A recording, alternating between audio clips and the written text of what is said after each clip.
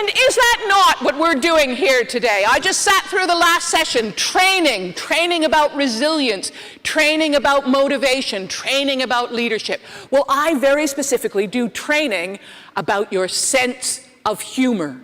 What you do and don't find fun, what you do and don't find funny. Did you know, you may never have thought of this before, but your sense of humor is not a given.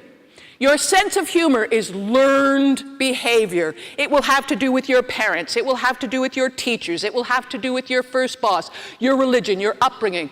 Learned behavior, acquired taste. And anything that can be learned better.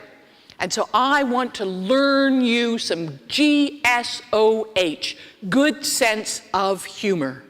And so I'm going to introduce to you this afternoon, ladies and gentlemen, a very cutting-edge idea to bring more laughter, to bring more joy, to bring more happiness into your personal and professional life. People who have fun get more done. It is a very cutting-edge idea. So I know that if you're going to come with me on this journey, I'm going to have to engage your minds. You're going to have to believe what I am saying is true. And to do that, I need to convince you. And to convince you, ladies and gentlemen, I need, yes, the holier than holy, the greater than great, the bigger than big, the better than better. Yes, ladies and gentlemen, I need evidence-based research.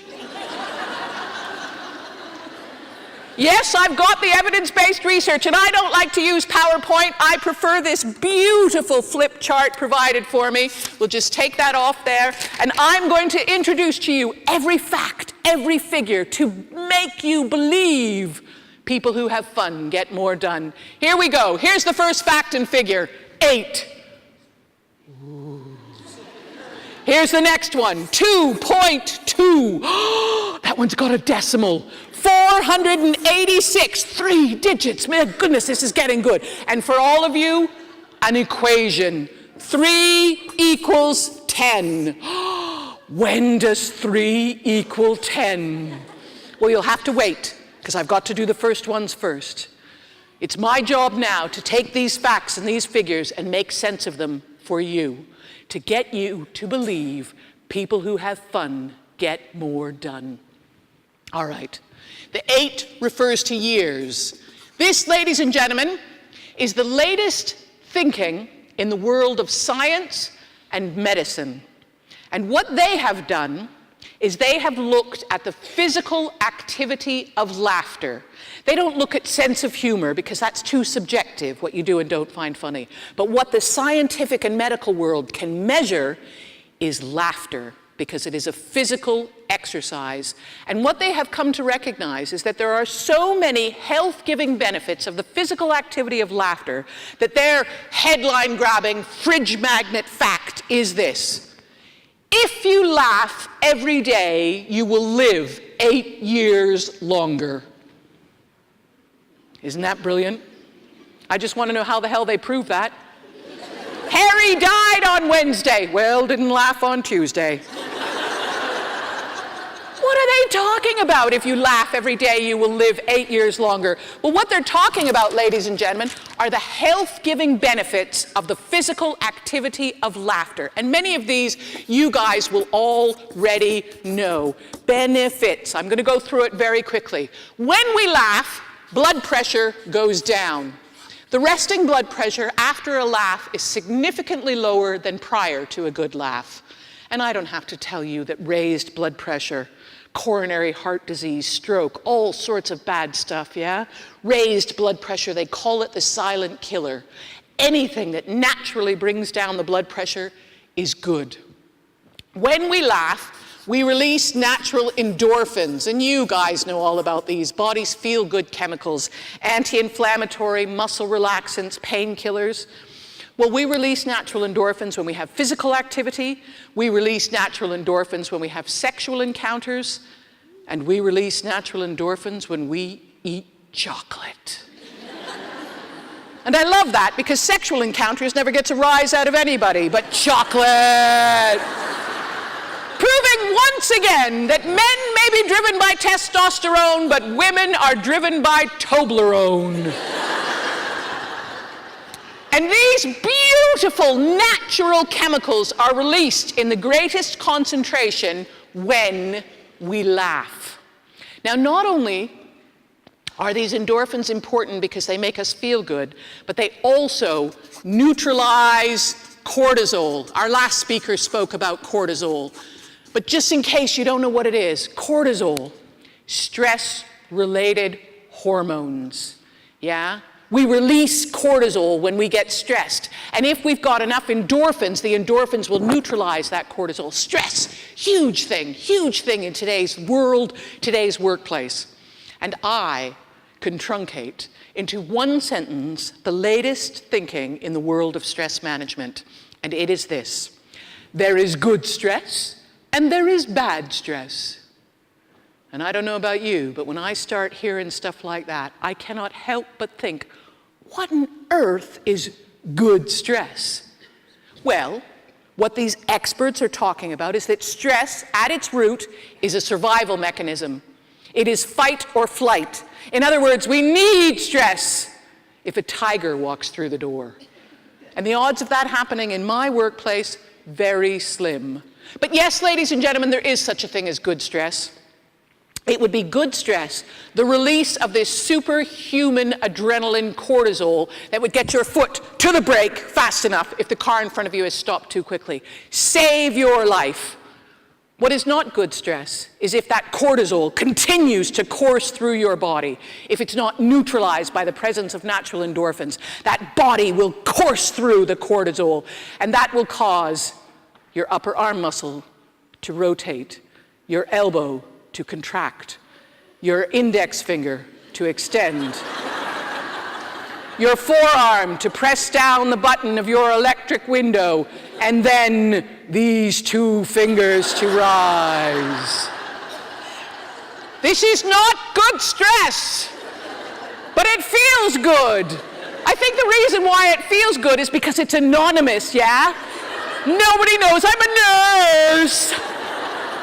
Nobody knows I work for the NHS.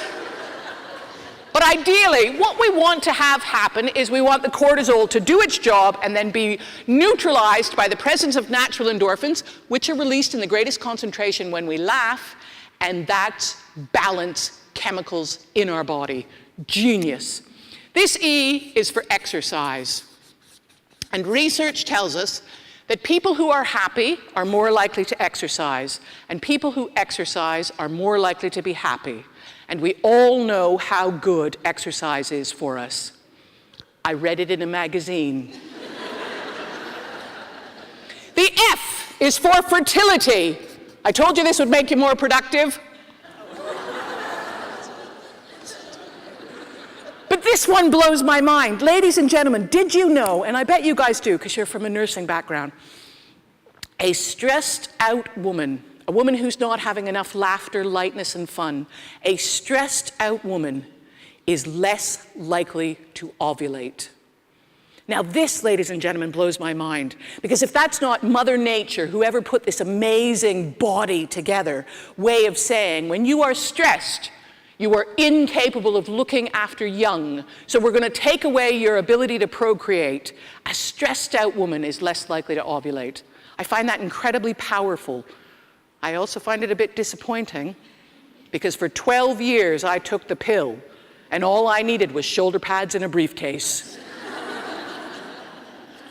And male fertility is affected by how much fun and laughter men are having, because when men get stressed out, sperm count goes down, sperm motility goes down. That's not all that goes down. The I is for immunity. And again, very measurable as a health-giving benefit. When we laugh, the body kicks out immunoglobulins, however you want to say it, right? And they act as a barrier to viral and bacterial illness. The T is for treatment time, and you guys will have all sorts of anecdotal evidence of this. Treatment time is greatly reduced.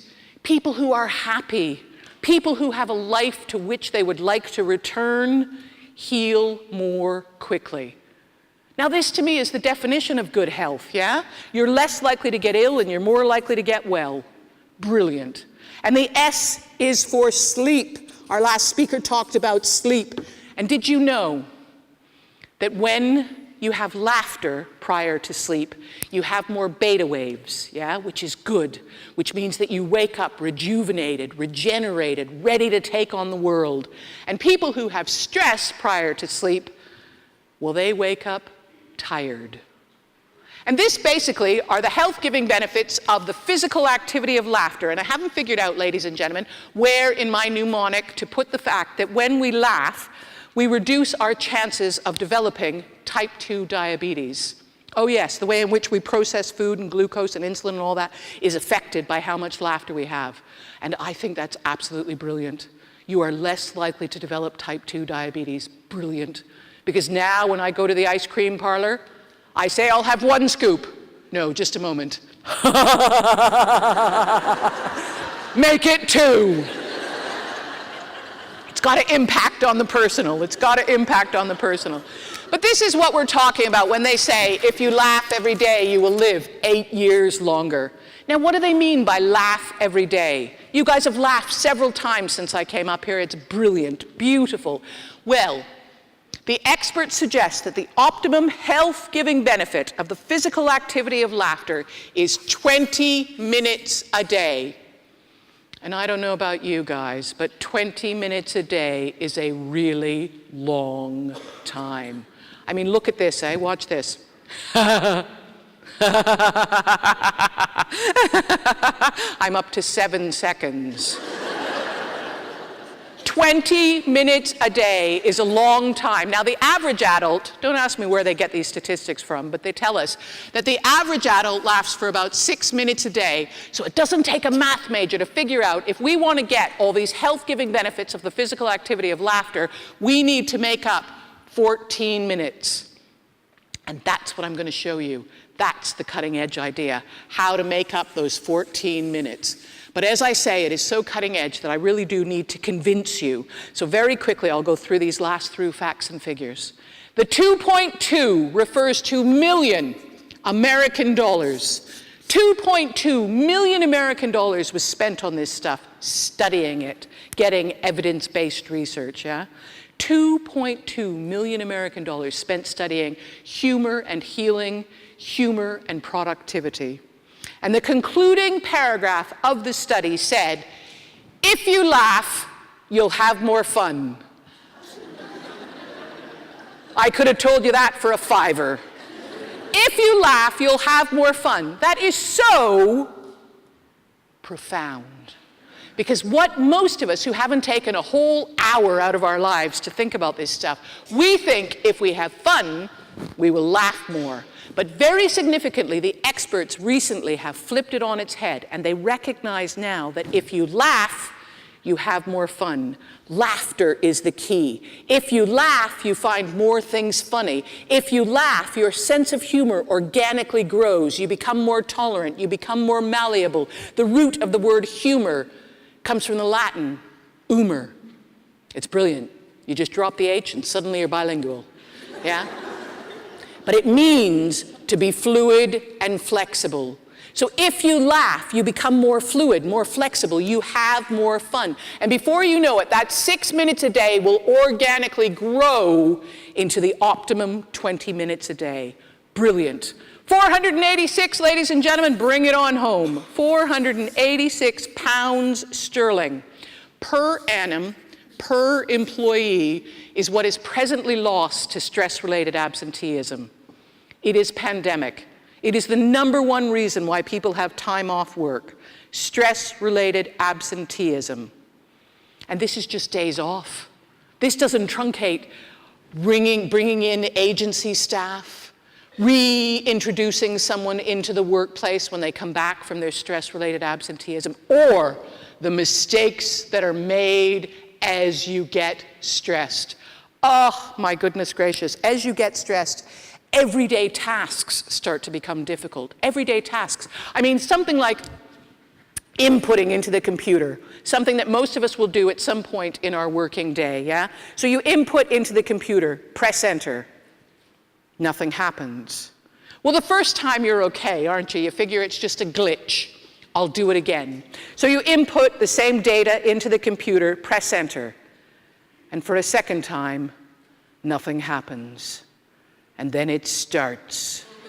The release of cortisol, which causes your tummy to tighten, your throat to constrict, your mouth to go dry, and all intelligent thought to go right out the window.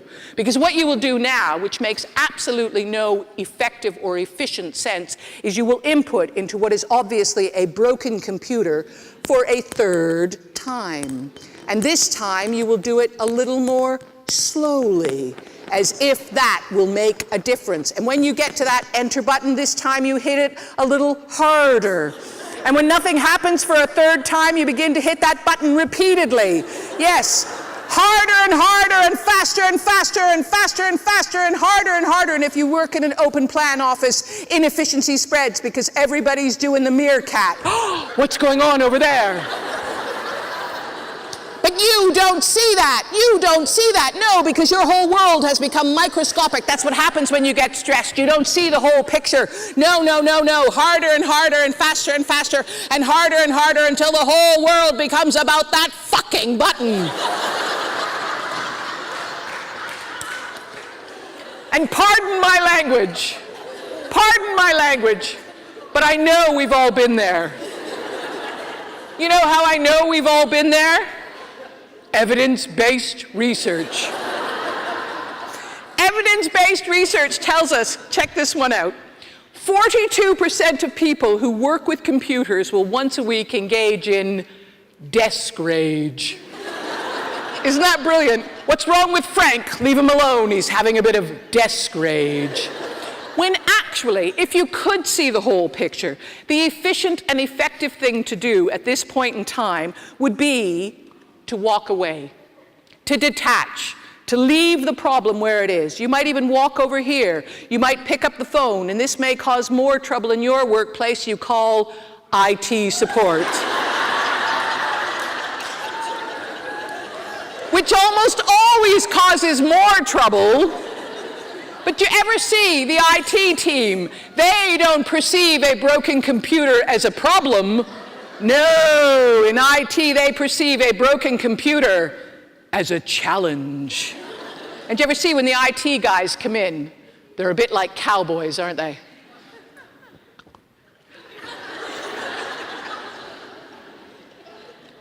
You, take a break. And you know what they do? The first thing when you've left the room, bend over and check if it's plugged in. But this figure, ladies and gentlemen, is just days off. Just days off. Huge. If we could get that figure down by even a little bit, it would profoundly impact on our savings and our bottom line and all the finances that have to do with running a workplace. I know you've been waiting for it. When does 3 equal 10? Well, 3 equals 10 when we are talking minutes. 3 minutes equals 10 minutes when we are talking caloric burning.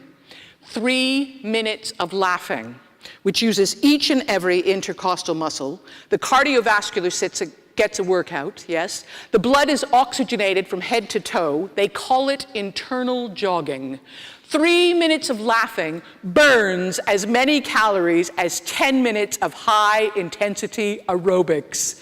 You can laugh yourself slim! I used to be 24 stone.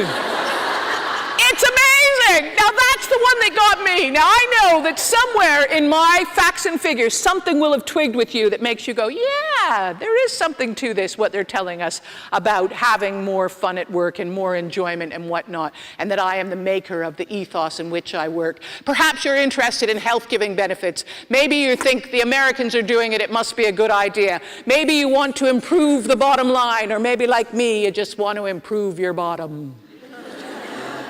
Because I now want to share with you the cutting-edge idea.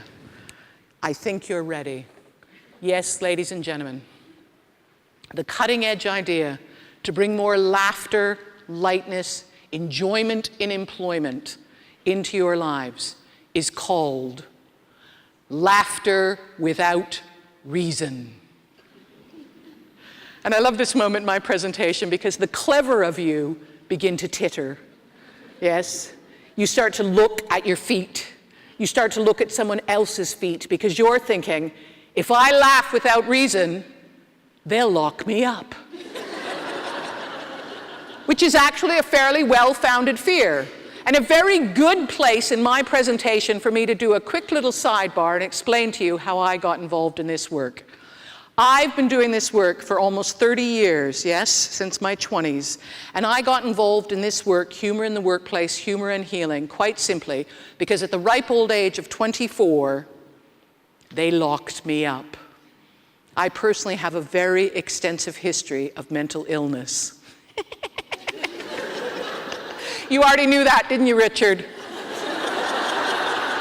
He's been sat here this whole time thinking, that woman's crazy. But no, it's worth telling my story. It's worth telling my story because there are so many lessons to be learned, right? Quite simply, I was the girl most likely to succeed. Oh, yes. At the ripe old age of 9, I was a junior master at the card game of bridge. I skipped 3 grades. When I went to university, I had an average of 88%, but I was not into academia. I wanted to go into theater. I wanted to make the world a better place with my art. And so I auditioned at the best acting school in Canada, the Vancouver Playhouse Acting School. They auditioned 2,000 people and take 16, and I got in. And for 3 years, I did what I call emotional gymnastics, yeah? I was happy, I was sad, I was angry, I was glad, I was all over the map. And then I got out. And I went round Vancouver, all the theaters, to do my auditions, to try and get a part. Yeah, and they do all sorts of television in Vancouver and whatnot. They were doing the X-Files at the time, very exciting. And I got greeted with, thank you very much, Kate, wonderful audition, but don't call us, we'll call you. Thank you very much, Kate, wonderful audition, but we're casting later. Thank you very much, Kate, wonderful audition. Yes, that is the door. I couldn't find a job to save my life. And I was 23 and a half years old, and this was the first time that I hit a brick wall. And ladies and gentlemen, I had no coping mechanism. I had no resilience. And so my self-esteem went down, my self-belief went down, my self-confidence went down. I started sleeping 18 hours a day. I started making long-distance phone calls in the middle of the night. I started, you know when you get a bit stressed, you think, I'll just clean out my handbag, I'll straighten up my desk. Well, I started rearranging furniture in other people's apartments. People were starting to get really worried about me, and then I got a phone call from the University of British Columbia, and they asked me, would I like to come and teach first-year drama students? Now remember, I had never done a single day's professional acting work, and here I was being offered the opportunity to teach at the university level.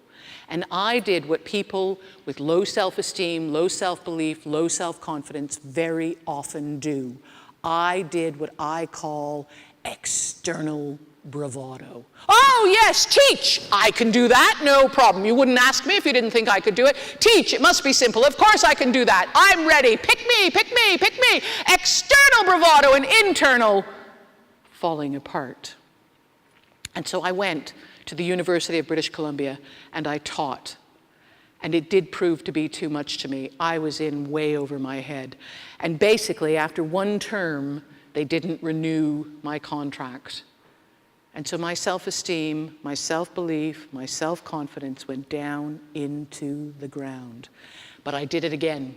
I did it again. External bravado. I wasn't meant to teach. I'm meant to be an actress. This is meant to be. Thank goodness they didn't renew my contract because I'm meant to be an actress. And you know what? I'm going to go home. External bravado and internal falling apart. But I decided to go home. I was in Vancouver. I'm from Toronto. 3,000 miles across the Rocky Mountains, I decided to go home. And I got home, and my family gathered. Now, I come from a dysfunctional family. Only me then, eh? But as soon as I got home, my dysfunctional family gathered. My mum, my dad, my sister, my 2 brothers, they gathered. Why? Because they knew something was wrong with me. How? Because I had gone out into my mother's back garden, sunbathing, on top of the picnic table, completely naked, with garlic bulbs taped to my breasts. Picture it. But it made perfect sense to me. It made perfect sense to me. I had a very bad cold. I knew that garlic was good for a cold, so why not tape it on your tits, go outside and bake? Well, the neighbor, who had never met me, looked over the fence, and he didn't see it that way. He just sees this naked woman splayed on the picnic table, and he phoned the police. The police come knocking on my mother's door, and my mother phoned my father, which in my family is epic. And so they gathered. Yeah, my mum, my dad, my sister, my 2 brothers. My sister gave me this muumuu kaftan nightgown thing to cover up my nakedness, and they sent me upstairs. And I remember as I was going upstairs, I turned back into the living room, and I saw them all gathered there. And all I could think was, I have been home only 3 days, and already my dysfunctional family is reunited. Will my personal power never cease? So as you can gather, I was becoming delusional. And as I lay up there in the guest bedroom of my mother and sister's house, I fell into a very common delusion, which is the religious one. And I became absolutely convinced that I was the second coming of Christ. It is a very common delusion, the religious one, but I was right. Well, I had the evidence-based research, didn't I? Of course, the second coming would come from Canada, the biggest peace-loving country in the world. Of course, the second coming would come from the arts. This was the days of Bob Geldof and Live Aid and Band Aid and Farm Aid, and Ronald Reagan, who used to be an actor, was now president of the United States. The Pope at the time, John Paul II, he started his career as an actor. It made perfect sense. And of course, the second coming would be a woman. And so as I came down the stairs wearing this muumuu kaftan nightgown thing, yeah, thinking I'm the second coming of Christ, all I could think was, excellent costuming. And as I came downstairs, there was my family, and they're gathered. And I went up to this group, and I said to my sister, Sharon, because that's her name. Sharon, touch the robe. And you know when you've been in a meeting, and there's been enough discussion, there's been enough talk, it's now time for action. Well, that was the moment for my family, because they were all huddled, and they're going, she's not coming to my house. She's not coming to my house, I haven't got room for her. But now is the time for action, and so the men, my father and 2 brothers, leapt to their feet. They formed a convoy of 3 cars. They put me in the back seat of the back car, and I'm back there thinking, motorcade.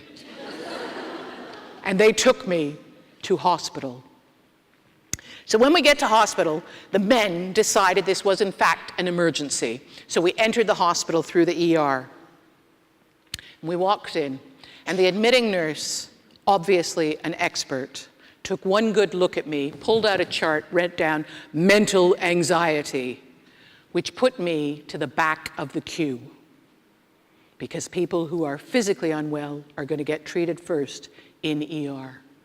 Well, let me tell you, ladies and gentlemen, the back of the queue in a busy ER is not a very good place to put someone who thinks they're the second coming of Christ. Because I went around healing people.